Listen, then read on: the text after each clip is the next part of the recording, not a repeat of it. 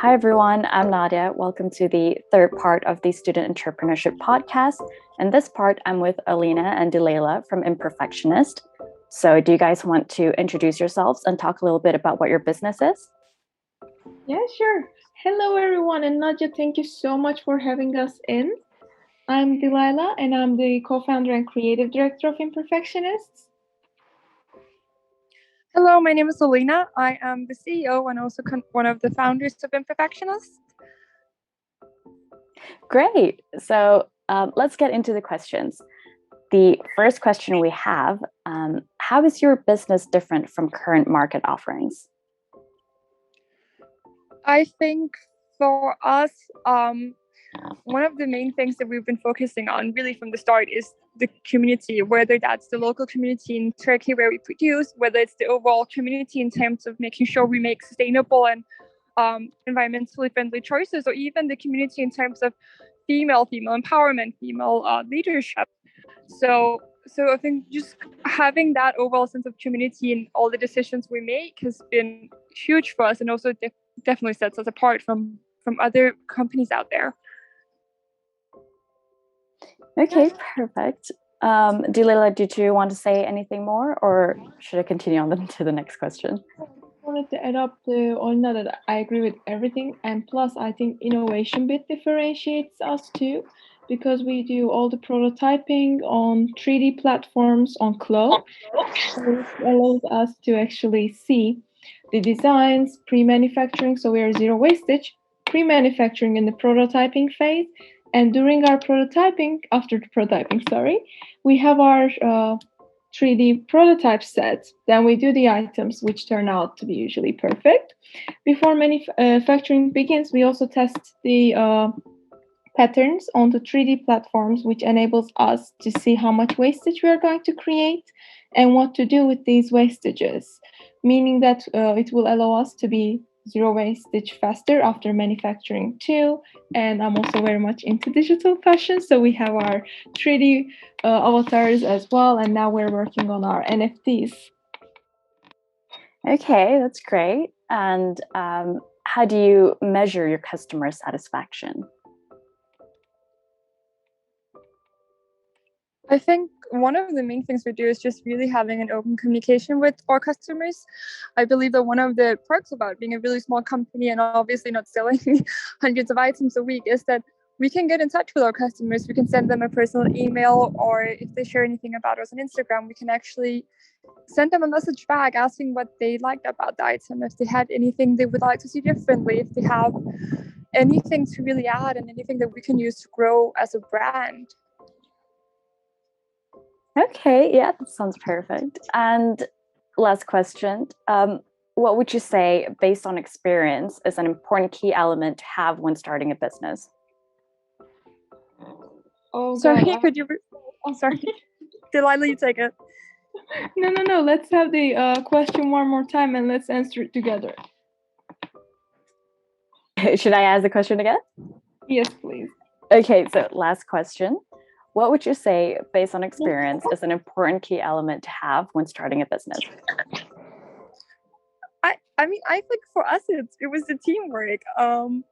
There's definitely like pros and cons to working with a partner, but looking back, if there's one thing you should have, it's a great business partner. Like, there's no way I could have done this on my own. There's no way we could have come up with the final result we have if we didn't have each other. I think the universe, every day that I have Dilayla next to me when we make decisions, when we contact retailers, whatever we do. So I'd say if you do one thing, get yourself a good business partner. Even if they're not a part of your original idea, make them a part of it. Make sure you have someone to really go through the experience with.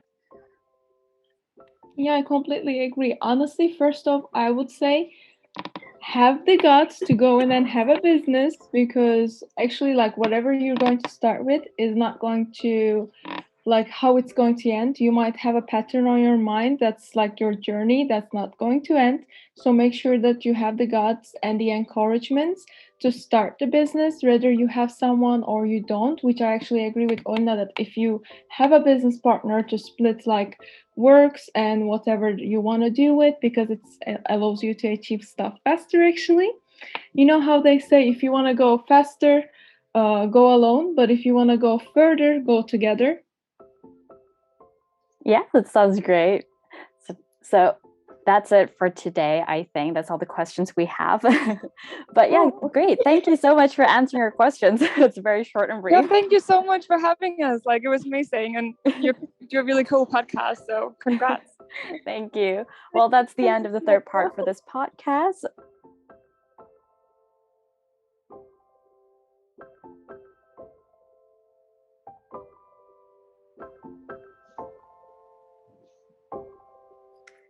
Hi, everyone. I'm Nadiah. Welcome to the last part of the Student Entrepreneurship podcast. And this part, I'm with James from Kinder Roots and Lucy from Bearkind. So do you guys want to introduce yourselves and talk a little bit about your business? Yeah, shall I go first?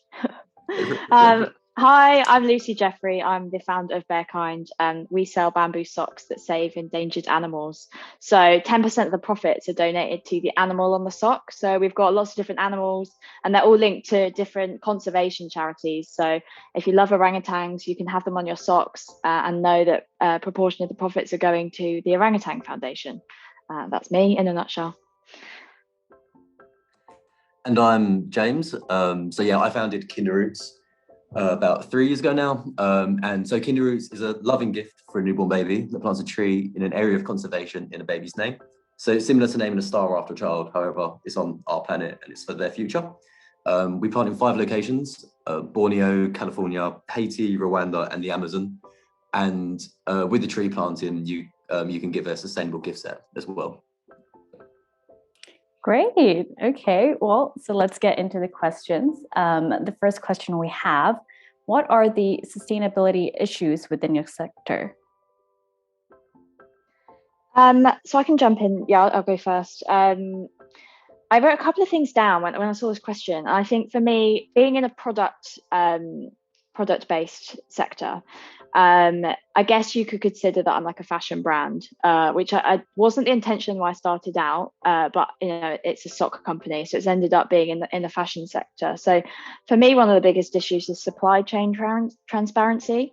So I find it, especially as a small company, I find it very difficult to understand the entire supply chain. And I think from a consumer point of view, it's also very, very difficult to understand, like when you're buying something, what does the supply chain look like? It's a very like murky area. And then I guess off the back of that as well, it's within that supply chain, especially for me, I don't have much power. I don't have much bargaining power. So even if I do, want to raise concerns or, even just asking questions and trying to find out more about the supply chain, it's very difficult because I'm very small. So all these big companies have the bargaining power. They have, if they want to make decisions and change stuff in the supply chain, that the change needs to come from like higher up, because these huge companies with their like millions and billions they're pouring into the supply chain, they need to be the ones that kind of make change. And I hope this is starting to slide slightly where smaller companies can have a bit more of an influence, but I do know that I need to grow more to be able to influence those factors.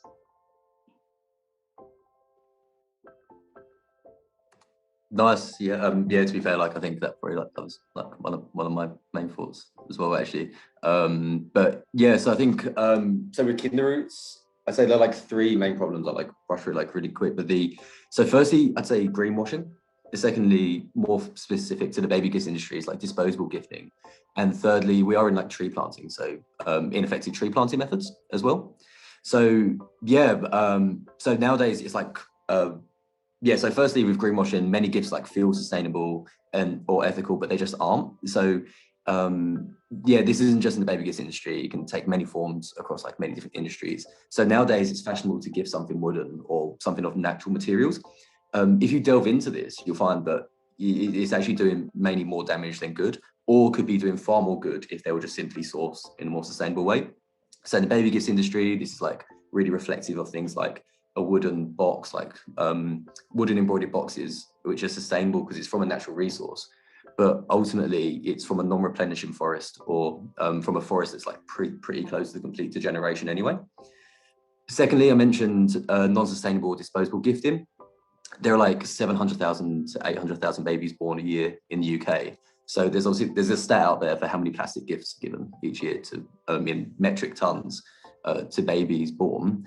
And yeah, so when we like sit and talk to like focus groups of mothers or parents, things they despise the most are the clothing for like 3 months to 1 year, 1 year olds, and the plastic toys that babies are given as soon as they're born, because they grow out of them pretty quickly.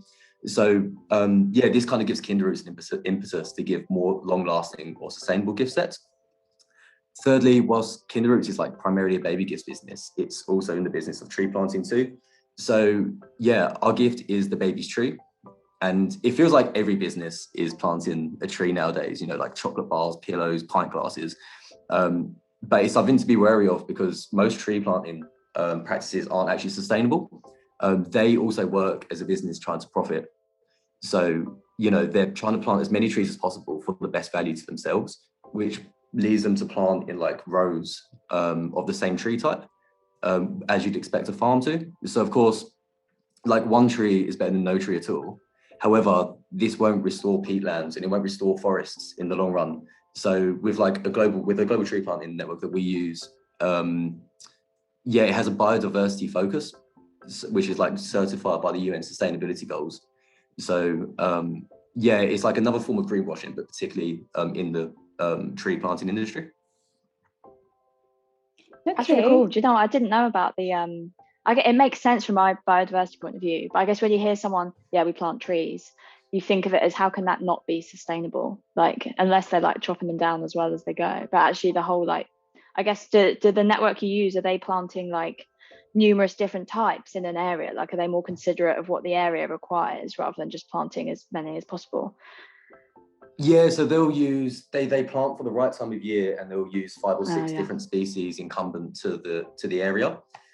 So, but it's really, and what you're talking about with like transparency of supply chain, this is one of the main things that we were concerned about as well. So they give us constant updates on the projects and what kind of trees they're using and stuff, and like send pictures through, because I think that transparency is something that, you know, we were really concerned about as well. If you're trying to do something for good, you want to make sure that you're actually doing something for good, right? Yeah. Awesome. Yeah, great. And what is the key factor that determines who will choose to join the team? This is quite like a big question. And it's interesting because we're actually going through the process of hiring some summer interns. So it's front of mind for us. And obviously there's like loads of different questions I would ask in an interview, but I do think the overriding factor for me is their attitude. I think they could be a fantastic candidate and like have lots of great experience for the role, but if their attitude isn't right and doesn't fit with the team, then I generally wouldn't hire them. So the right attitude for me is someone that's just really like keen to just get involved, like enthusiastic, like good energy. I don't think it's too hard to find that, but you'd be surprised, you know, I've interviewed people that haven't even really done too much research on my brand before they've come to the interview. And that's a no instantly for me, because I just think you're obviously not that interested. And from a small business point of view, I'm not going to find people that necessarily care as much as I'm going to, because it's my baby, but I do need people that are going to care about the brand and what we're doing. So yeah, for me, it's attitude. Nice. Yeah, so for me, so I think we're in a similar position, Lucy and I. So like I'm the only shareholder for Kinderroots as well, so the decision's like primarily mine. What I'd actually firstly say before that is there isn't always a rush to bring someone on. If you can like, people can jump in to bring on another shareholder. However, if there's an opportunity to do more yourself and pick up more skills, then definitely go for that.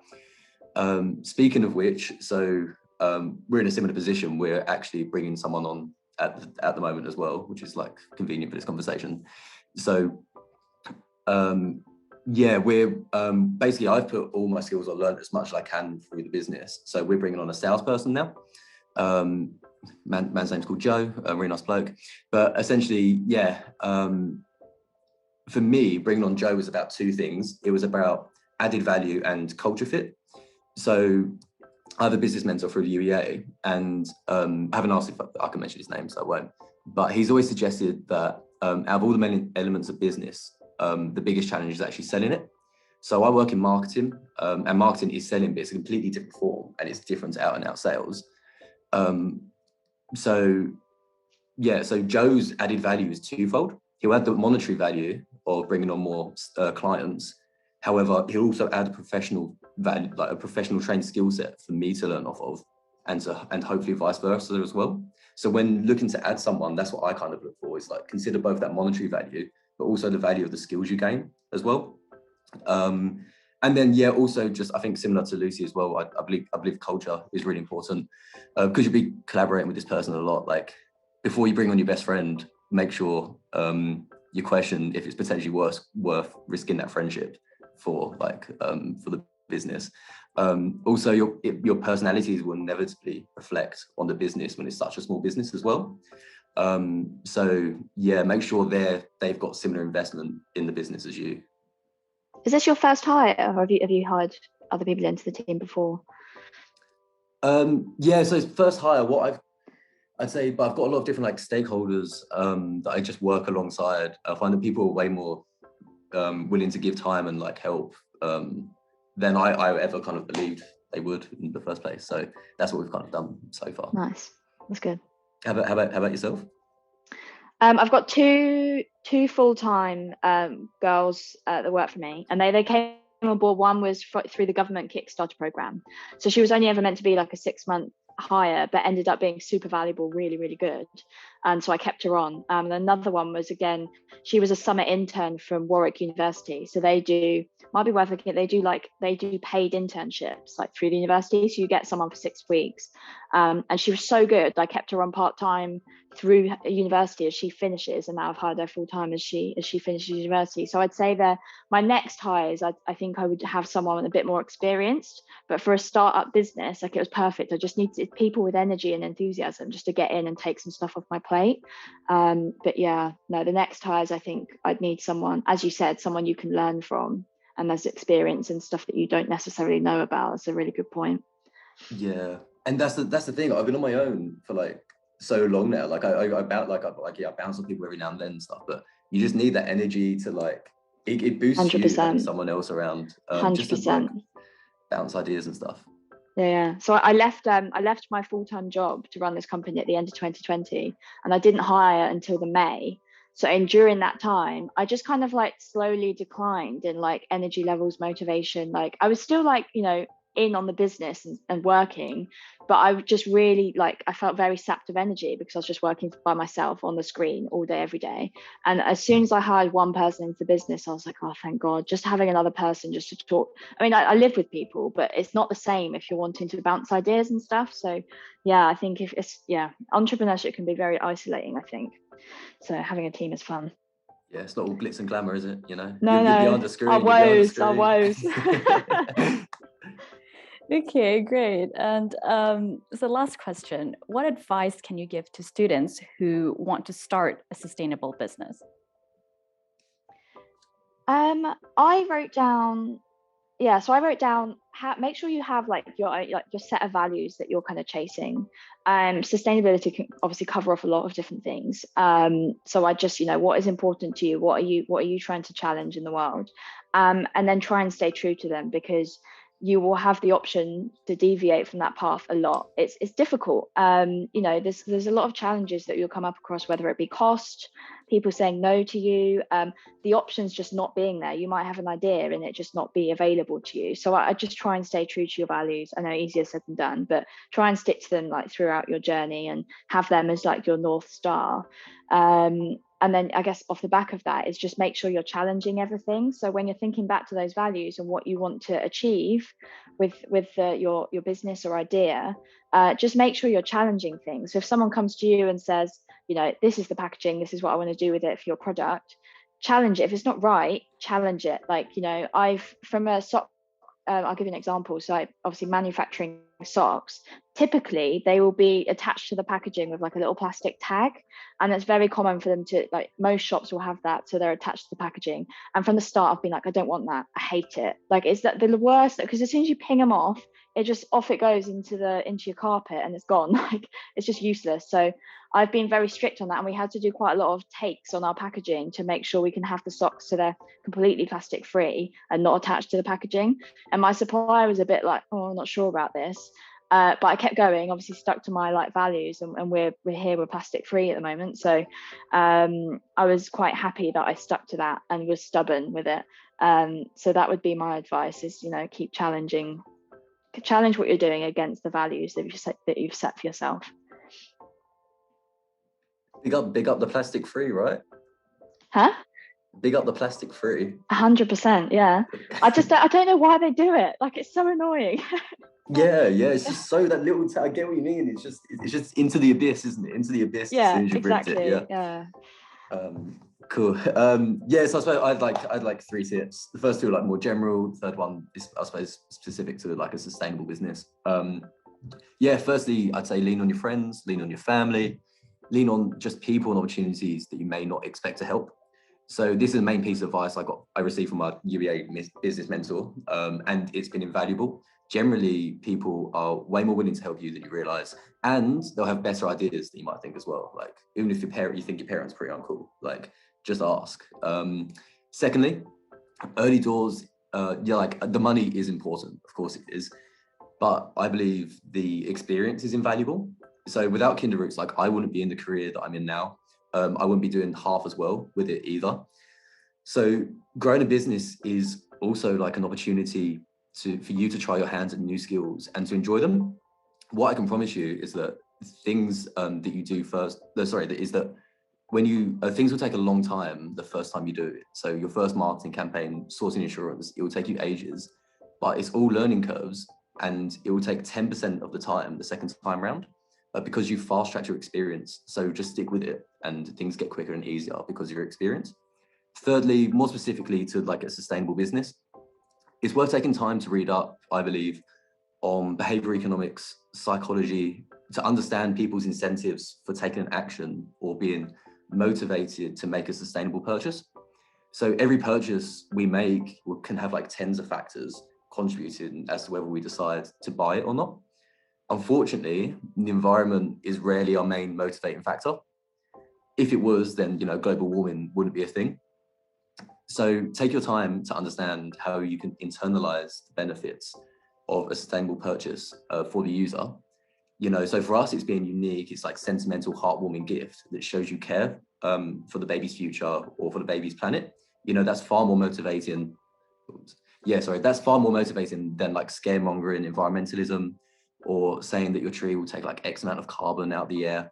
So because you're showing like it's more of a display of affection rather than just being purely like an environmental purchase. So I'd look into that and consider that. I love that.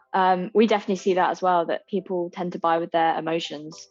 So it's, you know, they're not digging as deep into the, you know, we're saying 10% of the profits and stuff to donate, and we do a lot about translating that impact and what the charities are doing. But that people are talking about just the fact, oh, we love animals, you know, they love the fluffy stuff. They love feeling good, and that's, you know, customers buy because they want to feel good. It's why shopping can be addictive, right? So that's a really good point, actually. Looking at the behavior economics behind it is a really good point. Yeah, the animals are like, they're easy on the brain. Yeah, it makes sense. You're like, I love hedgehogs. Great, they're on a sock. Like, yeah, our marketing is quite easy in that aspect. Okay, perfect. Well, that's all the questions that we have for today. Thank you guys so much for answering them. That's the end of the podcast.